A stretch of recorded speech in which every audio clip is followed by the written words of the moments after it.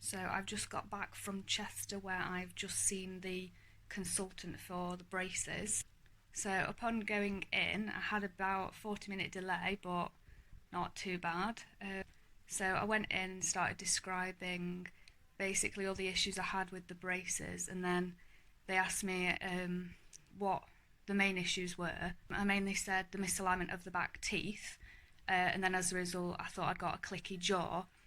So from that I had about a 28-minute talk on about jaw pain from issues before having braces. So brace work isn't likely to cause a clicky jaw, and whatever you've got is if you have a jaw problem before braces, that might be picked up by the brace work, so it wouldn't cause you to have a clicky jaw.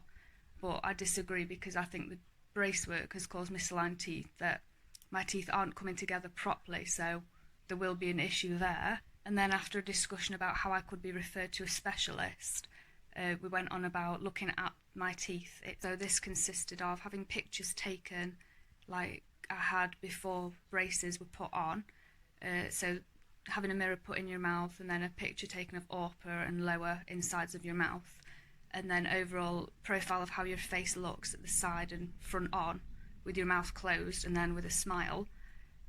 And then after this was done, the consultant looked at my mould of the pre-brace teeth and then compared it to my teeth now. Notable points that he picked up on were the size of the distance between the molars on either side of my bottom teeth were significantly smaller. So some shrinkage is expected as gaps are closing, but this was quite significant. I also saw the mould of my pre-brace teeth, where I saw there was no chip on the back right tooth. So this proves to me that the chip was caused by the brace work now. As I mentioned in a previous video, the orthodontist dismissed this as being caused by the brace work, but the pre-mould shows there was no chip beforehand. The orthodontist picked up on the fact that this tooth had now been filled, but he found it to be very flat, and I had to say that's because the person who filled it thought there would be too much stress on the back tooth from the overhanging top tooth.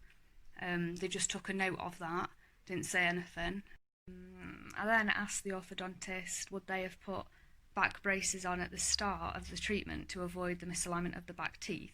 They said not necessarily, because the back braces aren't always put on in the first instance, and they usually go on at a later stage, say like now, if it's needed, because smaller wires are used for minor movements of like front teeth, and then they use a stronger, thicker wire. So to get my teeth to straighten out might not necessarily be to put back braces on anyhow. They might want to use a different method. He also mentioned about having elastics on to sort out the bite at the front. So upon me saying what would they do going forward, they mentioned to put the back braces on to improve the bite overall. So considering my thought was to get back braces on to sort it, they seem to agree with it, but they said it's up to you and your orthodontist as to what happens next, whereas I said the orthodontist actually has contacted you because they're not sure what to do themselves. And now I'm waiting for the letter from the consultant to get back to the orthodontist to see whether they'll fit them on, and then, well, they should do, and then when, so more waiting.